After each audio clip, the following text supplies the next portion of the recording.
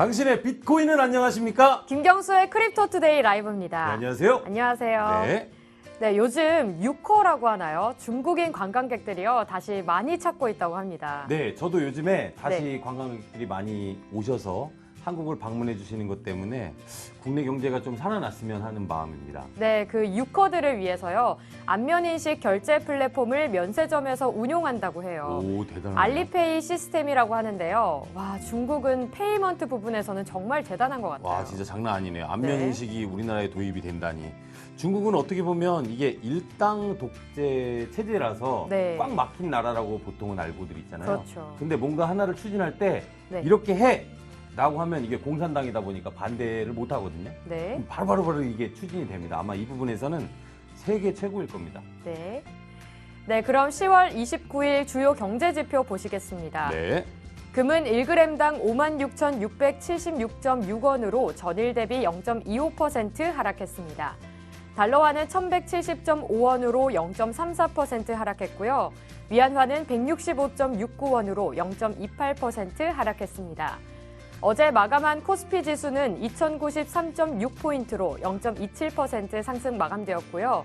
S&P 500 지수는 3,039.42포인트로 0.56% 상승했습니다. 나스닥은 8,325.99포인트로 1% 상승 마감했고요. 비트코인은 어제와 큰 차이는 없었습니다. 9,336달러를 기록하고 있습니다. 네. 자, 다음은 글로벌 소식 보겠습니다. 트위터 CEO가 리브라 연합에 참여하지 않겠다고 말했습니다. 절대 안 한다는데요, 소장님. 일단 선을 그었네요. 네. 페이스북의 암호화폐 프로젝트 리브라에 참여할 가능성을 묻는 말에 그런 일은 절대 없다라고 단언을 했는데요. 그러면서 리브라는 인터넷 기반의 개방형 어떤 표준을 따르지 않는다라고 설명을 했고 네. 리브라 같은 경우는 결국엔 특정 기업의 이익을 목표로 하는 프로젝트다. 나의 개인적인 신념은 물론 트위터가 지향하는 가치와 전혀 맞지 않다라고 밝혔습니다. 선을 그어서 좀 우리는 네. 이 사업을 하지 않겠다라고 이야기한 거겠죠, 정부 쪽에. 중국에서 가상화폐 발행을 위한 암호자산법을 제정했습니다. 언제 시행하는지가 궁금하네요.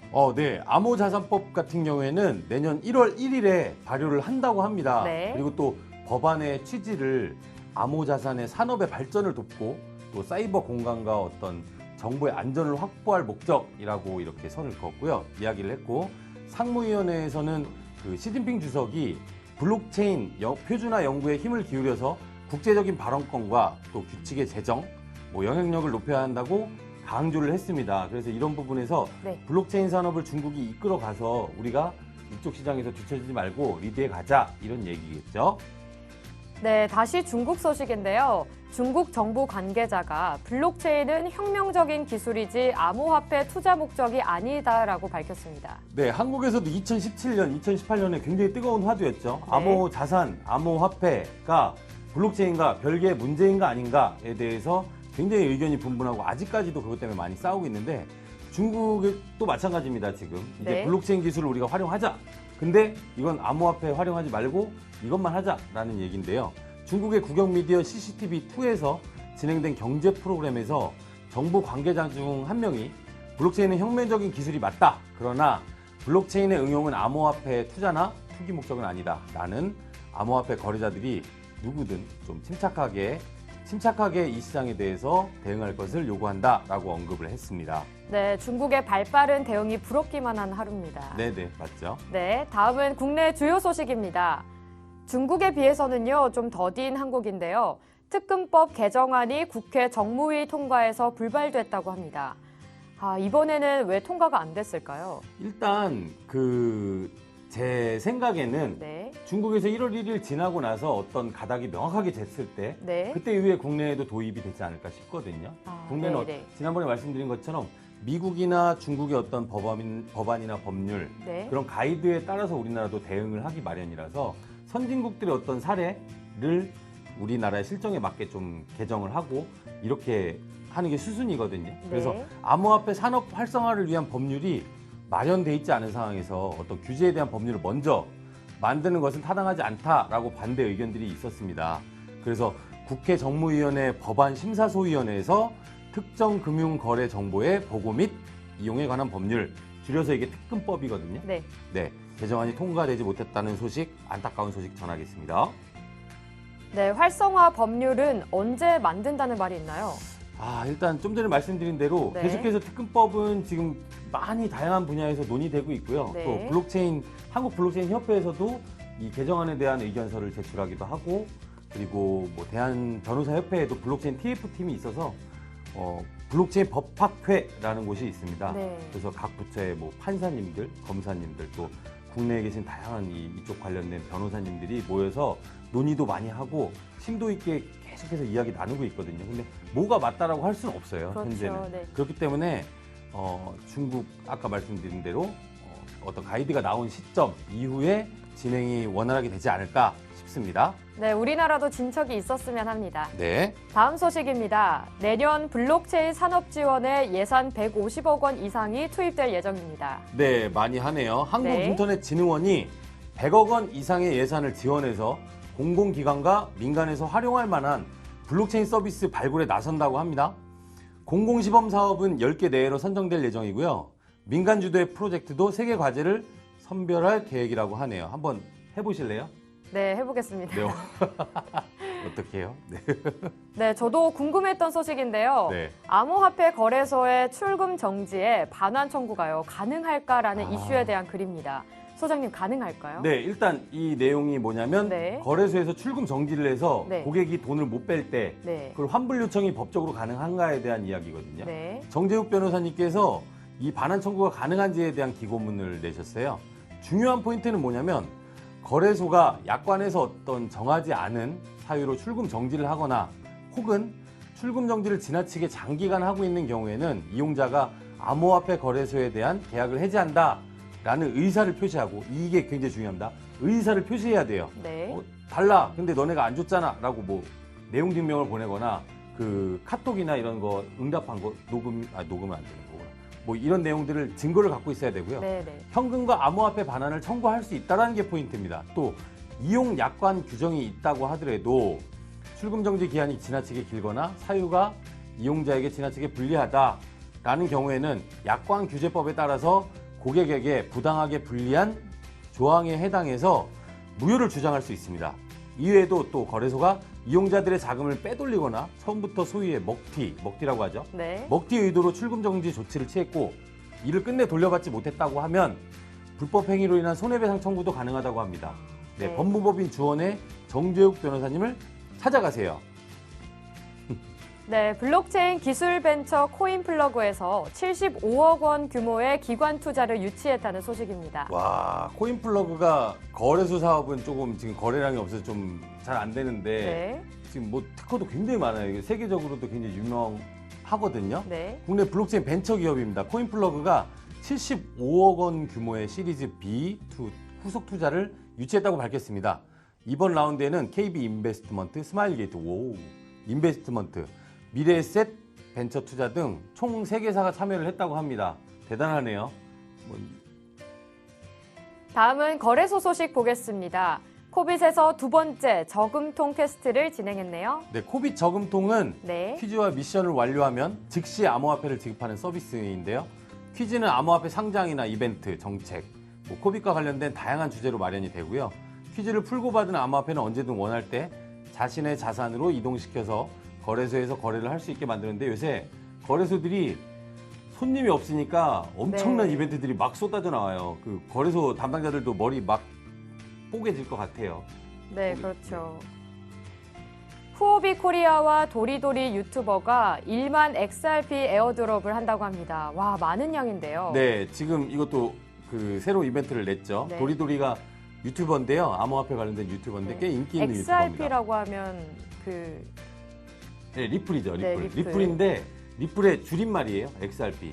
비트코인은 BT, C. C. 이더리움은 이더리움은 ETH. ETH. 네, 공부하셔야 될 것 같은데. 네. 스텔라룸에는 관심 없어요. 네. 네. 네, 도리도리가 네. 채널 구독자 및 도리도리 레퍼럴을 통해서 후오비 코리아에 가입한 모든 회원에게 1만 원 상당의 리플을 준다고 하네요. 네. 저도 이거 해봐야겠는데요. 만 원 저도 준다는데. 해보려고요. 네. 네, 업비트에서요. 시크릿 이벤트 1회차 코인을 오픈했습니다. 모스 코인이네요. 네, 모스코인 국내 코인이죠. 모스 BTC 마켓에서 13,000 모스를 매수한 선착순 200명에게 2,500명에게 한정적으로 이벤트가 진행됐습니다. 빗썸이 암호화폐 거래소 고객 만족도 1위를 했다는 소식입니다. 고객 만족도 엄청나게 많은데 뭐 네. 빗썸 같은 경우에는 지난 17일 날 한국표준협회가 개최한 2019년 KS CQI 콜센터 품질지수 시상식에서 1위를 차지했다고 합니다. 축하드립니다. 네, 신뢰성, 적극성, 접근 용이성에서 주요 4대 거래소 대비 상대적으로 높은 평가를 받아서 1위를 차지했다고 하는데요. 네. 이 기간이 정부 기간은 아니다 보니까 잘 축하드립니다. 다음은 업계 주요 소식입니다. 중국의 블록체인 전문가가 암호화폐 가격 상승은 일시적이면 규제는 더 강화될 것이라고 말했습니다. 네. 이 교수님께서 현재 암호화폐 가격 상승이 일시적인 현상에 불과하다라고 네. 이야기를 했는데 저도 공감합니다. 너무 과도하게 많이 올라갔어요. 시진핑 한마디 때문에. 그렇죠. 그런데 블록체인 이야기를 했지. 또 디지털 금융이라는 말도 했다고 했죠. 어저께. 네. 디지털 에셋. 현재 암호화폐 가격의 상승이 정부는 결코 암호화폐 그리고 핀테크에 대한 규제를 완화하려고 하는 게 아니다라고 이야기를 했고요. 더욱 강화할 것이다라고 진단을 했습니다. 이 부분이 되게 포인트인 것 같아요. 투자자 여러분들은 좀 집중해서 보시기 바랍니다. 유럽의 블록체인 센터장이 중국의 블록체인 육성 노력을 유럽은 배워야 한다고 했는데요. 우리나라도 좀 배웠으면 하는데요. 사실 우리나라가 먼저 얘기를 했죠. 블록체인 투자 육성 방안에 대해서 2018년도부터 네. 꾸준하게 계속 부산에 블록체인 특구도 만들고 다양한 논의도 이루어지고 해서 이 부분은 우리가 조금 주도해 나가고 있는 상황입니다. 실제로 암호 자산 투자 시장이 국내 규제나 제도권 안으로 들어오진 못했지만 사실상 네. 애매한 상황이긴 하지만 블록체인 기술은 굉장히 열심히 육성하고 있습니다. 그리고 유럽의 블록체인 센터장이 이야기한 것처럼 중국의 블록체인 기술 육성 노력이 주목된다. 또 중국은 정치, 경제뿐만 아니라 다양한 공공사업이나 어떤 세부적인 블록체인 활용에도 주력을 하고 있다. 또 중국의 블록체인 육성 노력은 산업 전반의 발전에 있어서도 엄청난 힘이 될 것이고 또 유럽 같은 경우에는 첨단 기술 육성을 위한 중국의 적극적인 행보를 배워야 한다라고 밝혔습니다. 배우는 건 좋죠. 그렇죠. 네. 다음은 투자자 여러분들의 질문이나 최신 투자 트렌드를 전문가에게 갑자기 전화를 걸어서 물어보는 친절한 경수 씨 코너입니다. 네, 아주 사소하거나 쉬운 질문도 상관없으니까요. 댓글 좀 많이 남겨주세요. 지금 시작합니다.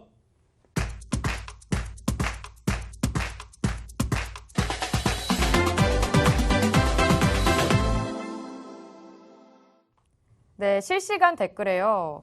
스텔라 여신님이 스텔라를 버렸나요? 관심 가져주세요. 저도 스텔라 매수 대기 중입니다. 라고 JL님이 남겨주셨는데요. 못 팔았죠? 네, 못 팔았죠. 네. 근데 지금 JL님께서는 스텔라 매수를 대기 중이라고 하셨는데요. 해도 될까요? 네, 안 되죠. 안 된다고 하시는데요. 안 됩니다.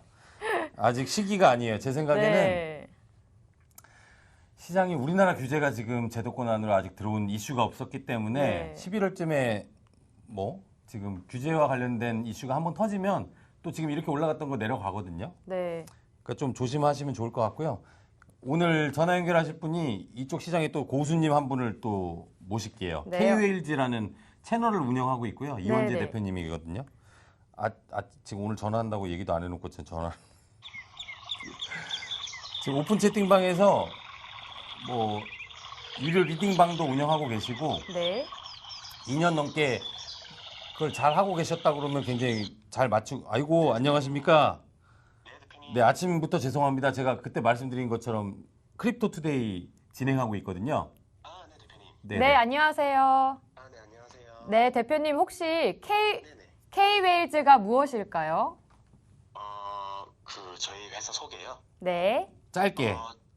짧게 저희는 이제 비트코인 시황이라던가 네네. 알트코인 시황이라던가 이런 거 브리핑을 주로 해드리고 있고요. 네네. 네. 이제 유사 투자 자문 업체라고 보시면은 될 것 같습니다. 네. 중국 정부가 지금 블록체인을 허용한다는 이야기 때문에 시장이 요동치고 있잖아요. 네네. 이 랠리가 어디까지 간다고 보고 계세요? 지금 중국발 뉴스 때문에 $1,500까지 올라갔다가 네. 지금 잠깐 네, 그렇죠. 저는 지금 뉴스 때문에 올라갔는데 지금 시간봉으로 보면은 네, 이게 더블탑 형태로 차트를 만들고 내려오고 있는 중이라 네. 1,500달러를 다시 한번 재차 강하게 돌파해 주는 게 아니면은 네. 이제 앞자리가 다시 팔자를 보는 그런 그림을 보고 있고요. 두둥. 네, 그렇고요. 8,900에서 네. 9,000달러 정도를 보고 있고. 네, 그러면 혹시 네네. 네, 장기적으로 봤을 때는요. 네네. 비트코인 매수 시점은 언제라고 혹시 보시나요? 신임이 갭을 대부분 채우러 내려오는 걸 보면은 네. 안전하게 좀 잡아 보실 수 있는 지점은 8,500달러 오. 정도를 보고 있고요. 네네. 조금 무리해서라도 조금 빨리 잡고 싶다라고 하시는 분들도 한 9,000달러부터 매수를 시작하셔야 될 것 같고, 지금은 조금 관망을 하시면서 리스크 관리가 필요한 시점 같습니다. 지금은 일단 9,435달러네요. 현재 가격으로. 네, 맞습니다. 네. 네. 근데 좀 더 떨어지면 안전하게 매수할 수 있는 시점이라고 보시는 거네요. 네, 맞습니다. 네. 그리고 사실 우리나라 정부 같은 경우에는 이 규제 칼을 꺼낼 일이 몇 가지 있다라고 저는 들었거든요. 저는 네네. 그래서 며칠 뒤에 11월 초에 하락할 가능성이 있다고 전문가들이 얘기도 하는데 네네. 차트 분석가 입장에서는 현재 차트상 어디쯤에 있는지 혹은 이게 어떻게 진행될 가능성이 높은지 한국 시장에서 또 투자자들이 어떻게 대응을 해야 될지 좀 알려주시면 좋을 것 같아요. 지금 저도 이렇게 얘기를 들어보면 네. 은행 쪽에서 뭔가 시장에 대해서 이제 악재 같은 뉴스가 하나 나올 거라는 소리는 들리고 있고요. 네네, 그렇죠. 그게 뭐 입출금을 처음 들어가면은 이제 뭐 120시간이었나 뭐 그런 쪽으로도 보고 있다고는 하는데, 120시간. 사실 시장이 워낙 축소가 돼 있기 때문에 네. 악재성 기사가 나온다고 해서 네. 이게 시장의 충격이 어느 정도 있을지는 조금 봐야 될 것 같고요. 아무래도 이제 시장에서 받아들이는 뉴스랑 네. 저희 개인들이 생각하는 뉴스랑은 조금 다른 방향으로 가는 경우도 많기 때문에 네. 이거는 나와봐야 아는 경우가 많을 것 같고요. 네. 일단은 그 뉴스가 나온다고 해도 이제 큰 그림은 기본적으로 차트상으로 보고 가는 거기 때문에 네. 만약에 뭐 그림이 맞물린다고 하더라도 네. 이제 8,500달러, 아까 말씀드린 8,500달러, 8,400달러까지 정도부터는 매수를 슬슬 들어가시는 게 조금 좋을 것 같고, 아무래도 공포에 사는 게 힘드시겠죠, 개인 힘들죠. 투자자분들은. 맞아요. 네. 근데 공포에 사서 이제 이렇게 분할 매수만 좀 하시면은 올 연말까지는 좋은 결과가 있지 않을까 그렇게 생각을 하고 있습니다. 그러면 지금 9,435달러에서 어느 지지선이 가장 중요하다라고 생각하세요? 저는 9,000달러 부근이 가장 중요하다고 9,000달러? 보고 있고요. 네. 네. 근데 8,400달러나 8,500달러까지는 내려간다고 하더라도 조금 빠르게 올라와야지 네. 연말까지의 랠리를 좀 기대할 수 있지 않을까 이렇게 보고 있습니다. 거기서 더 만약에 깨져서 8,000달러 이하로 깨진다면 더 네. 하락 추세를 탈 수도 있는 거네요, 그럼. 네, 그 평행 채널이 깨져버리면은 네. 진짜 8,500달러를 깨지고 그냥 밑으로 빠져버리면은 한간에 들리는 6,000달러까지 밀릴 수 있는 그런 시나리오도 봐야 될 것 같습니다. 무시무시한 이야기를 하셨네요, 금방. 네, 근데 하락으로 가버리면 네. 좀 그렇게 될 수도 있을 것 같아요. 그 암호화폐 투자 커뮤니티를 지금 직접 운영하고 계신데 사람들하고 소통하고 계신데 네네. 사람들은 요새 반응이 어떤가요? 투자자들은 대부분. 대부분 근데 이번에 중국발 뉴스가 나오기 전에는 네. 거의 확정적으로 많이들 보시는 라인이 5,800달러에서 6,000달러 사이였고요. 못해도 근데 7,200달러까지는 보고 있었는데 그걸 찍자마자 이제 중국발 뉴스가 나왔잖아요. 네네네. 그래서 그 뉴스 때문에 아무래도 투자자분들도 좀 분위기 반전이 일어난 게 아니냐. 이제 하락장이 끝났다. 이제 암호화폐 시장이 풍풍이 불 거다라고 보고는 있는데 네네네. 저는 조금 다르게 생각하고 있어서 지금 시간이 다 돼가지고 네. 네네. 죄송합니다. 네네네. 다음에 또 전화 연결 한번 드릴게요. 감사합니다. 네, 감사합니다. KULG의 대표님이셨고요. 네, 오늘도 저희 크립토 투데이를 시청해주신 여러분들께 진심으로 감사드립니다. 네, 김경수의 크립토 투데이 성투하세요.